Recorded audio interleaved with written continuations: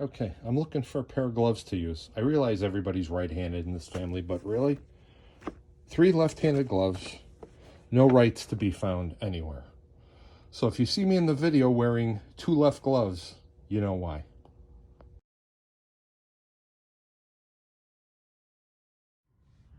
Okay, so these are the batteries you're going to need. The battery on the right is the main battery. I picked that up at Costco. It's made by Interstate Batteries. It's an H6 is the group size, 48, and it's an AGM. These are a little bit more expensive. These are those glass mat batteries. That's what the stock battery is. They're $179 at Costco with the core charge. And then the one on the left is the auxiliary battery. That's the AUX 14 battery. I picked that up at O'Reilly's. Those are about $109. They do give you a set of little screws that go in on the top, but what you're going to have to do is on your original auxiliary battery, you're going to have to take out the lugs or the posts that come out of there. You unscrew those and then you put them on the new one and reconnect it. So you'll see how those work. So we really shouldn't need those additional screws. So I've propped the hood all the way open for easy access, way easier than just having it, halfway open with the prop rod. So here is the main battery we're going to replace. This is the AGM battery. The auxiliary battery sits underneath in a compartment underneath this distribution panel. There's fuses in here. There's multi-connectors that need to come out. I've seen videos where they've taken this out and they've gotten to the auxiliary battery from the top. I'm just worried about breaking a connector. There's a lot of electrical connections in here, so I'd rather avoid it. The other 2 ways, one way I saw you could just take the inner fender liner out. What you have to do is then you gotta drill out these little plastic rivets and replace those. I really didn't want to have to do that. The third way that I've seen some of the other guys do it, there are 5 bolts. They're 10 millimeter. There's one here, 2. There's a 3, 4, and 5. You take those bolts out. There is also a, where is it? A push pin tab. Here it is. That you use with one of those push pin tools. You can use a screwdriver too. So anyways, you take those 5 bolts out plus this one, and then there's just a series of clips on the fender that hold the fender on. You pull the fender out, you disconnect the, there's one harness for the turn signal, and then the fender comes off. The only issue with doing it this way is many times the clips get broken, so you either have to get additional clips from the dealership, not very cheap from what I've heard. Quadratech also carries them. So we'll get this off. We'll see, hopefully we won't break any, and we'll take it from there. Okay, the 5 bolts are out and the pin is out. Let's try to get this fender off.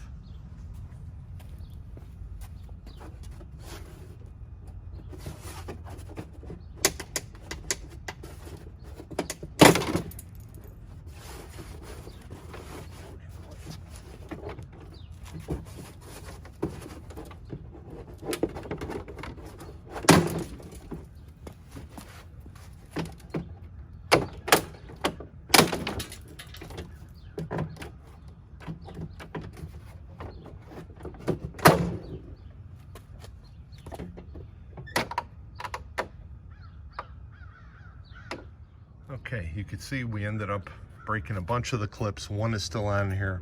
We'll reassess as we take these off. We have to disconnect this wire harness so that we can pull the fender off. So sure enough, as luck would have it, there's 11 total clips. 9 of them broke.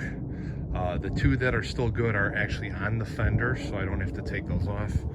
I had to pull out the remaining broken ones out of here, and I figure I'd just clean up a little bit of this trim from all the dirt. So this is where your auxiliary battery is. 2 bolts in the front, 1 in the back. We'll lower it and we can get to the battery. But before we do that, we're gonna disconnect the main. We'll take these 2 off and we'll pull the battery out. Okay, battery is out. The 2 posts are also 10 millimeter. This one was a little bit hard to get off of the post. The wires are pretty tight on the back. Don't forget there is also the clamp here that holds the battery in place. This is also a 10 millimeter. I found out that when I took this off first, I was able to wiggle the battery a little bit closer to get a little bit more room to get that positive connection off. So for the auxiliary battery box, these are also 3 10 millimeter, 2 in the front, 1 in the back. Let's drop the battery tray down and get the auxiliary battery out.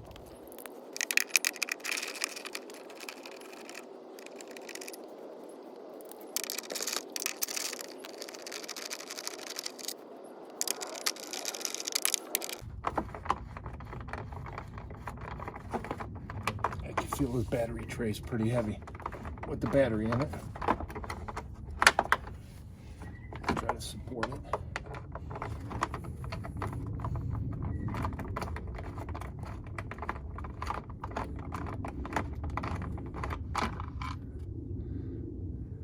Got it. And there is the battery. Let's get these two off. Let's get those posts off and get the battery swapped out. Okay, once again, 10 millimeter. This time we're going with a crescent. Keep the nut.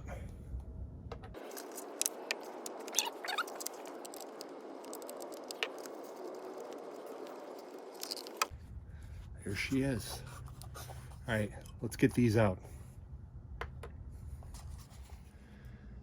Okay, so here's the auxiliary battery. It's got its own little battery blanket too. So we're gonna take this off. Let's take this out. Put the new one in there. Put the new one in, same way. Now these studs, these are like a little, they have like a little reverse star pattern. I know there's a special socket or tool for this. I don't have it. So I'm using just a 4 millimeter standard one. Put it on the top, crack them off, and they unscrew. So these just go on back onto the new battery. Get this one out.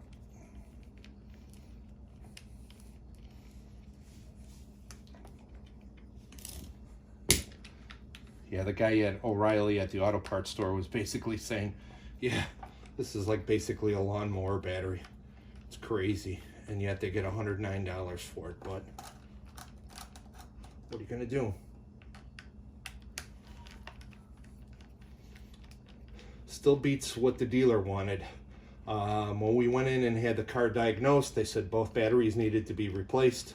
The dealer said the 2 batteries with labor was $750. So I figure, you know what? I spent $200 on the battery. I'm gonna have to get those 9 broken clips, a little bit of my time, and you know, for $179, $300 worth of batteries, and that, you know, I can pocket the other $450 of labor in my own pocket. So, all right, this is ready to go. Let's put it back up. Okay, one thing to note, I did run across a slight issue when I was just trial fitting everything in. The cables have got 4 little prongs on either side that kind of hold it centered over this square terminal, and then you put the nut over the post. The problem is that while this is an auxiliary 14 battery, this particular brand from O'Reilly's, this little terminal is a little bit wider. So what happens is when you put the cable down on it, the little prongs here don't go over the side because it's a little too long. So what I did was on the positive and negative, I'll show you in a second, I just took a pair of locking pliers and bent the tab up on the cable a little bit so that it'll lay flat and not try to go around the side. Let me show you what that looks like. Okay, here we go. Here's the negative one. So the prongs are bent down. This one here, I ended up bending up flatter so that it'll lay nice. And same thing with the positive one. I ended up on the right hand side, I ended up bending this one up so that it'll lay flat. So let's get the battery in.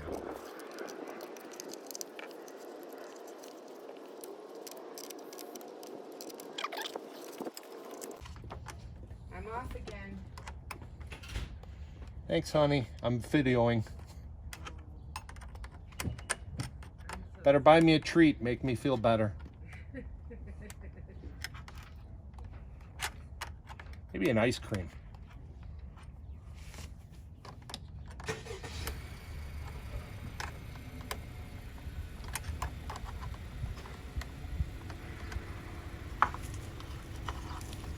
So this is actually my wife's Jeep, and she's driving our son's car to run errands today. And probably tomorrow while the fender's off. And I'm out getting new fender clips. I think we're good. Positive's good. Let's connect up the negative. And same deal with this one. We bent this pin up a little bit so that we could tighten this. Let's get this battery back up there.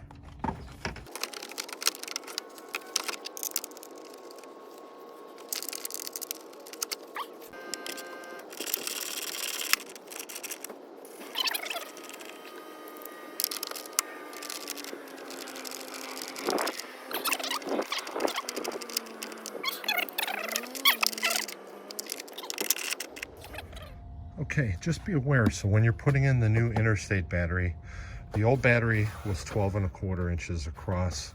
This new one is a little bit shorter. It's only about 11¼ so it's an inch shorter. So, you know, the width is still good. When you put in your black tie-down bolt here to hold the battery in place, just make sure, because there's not a lot of leeway with this positive cable, just have the battery as far over to the left as you can, because there's plenty of room for the negative to go on here. So, all right, let's get everything tightened up. Okay, both terminals are in place. Everything's tied down. Everything worked nice, even with a little bit of a shorter battery. Just one little note: when you loosen this particular nut to get it off, it was a little bit hard to get this particular cable off of the battery.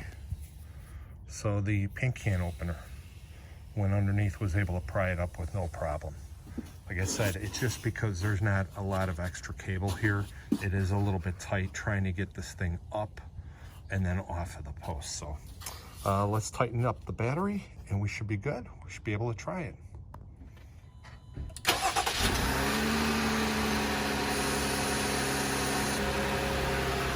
All good. All right, so tomorrow we'll get the clips and put the fenders on. See you then. Okay, so I went to the Jeep dealership this morning, ended up getting the replacement clips that I needed. Here's the part number for the clips. They come in a bag of 8. They had 12 altogether. I needed 9, but I figure I'd get a few extra, so I've got 4 loose ones. And then here's also the push pin. That ended up breaking too when I took the fender off with that inner liner. So basically, here's the part numbers for the clips and the push pin. The clips were $1.35 each. The push pin was $6. The clips I thought were going to be a lot more expensive from what I had seen on some of the other forums. I know Quadratech has them. They're $1.99 each. They're not OEM. And then some of the Mopar parts that I looked online, they were anywhere between like $1 to $1.50 plus shipping. So I think for the the $1.35 a clip wasn't a bad deal. So let's go ahead and put these back on the fender. Okay, so we've got our fender laid out here. Now, each one of these cutouts, there is a actual hole on the bottom that you take the pin and you slide it in, and then there's these little interlocking tabs in here. So it looks pretty straightforward. You basically just push them back up and push them in.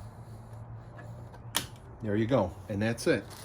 So let's do the remaining ones and we'll put the fender back on the car.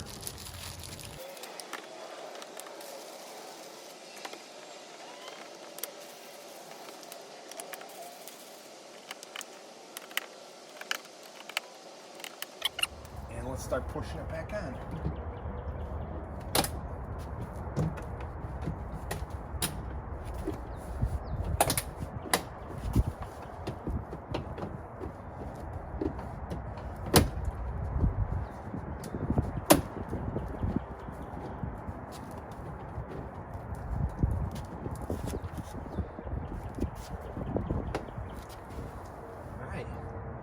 Looks good, sounds good. Let's put our bolts back in and we're done. Okay, we are done. The fender pushed back on with the new clips with no issue. And we got the new push pin in place. So that's securing the front end. And then of course the 5 bolts that we took out to get the fender liner and the fender off. So hope that helps. Thanks again for watching. Appreciate it. See you on the next one.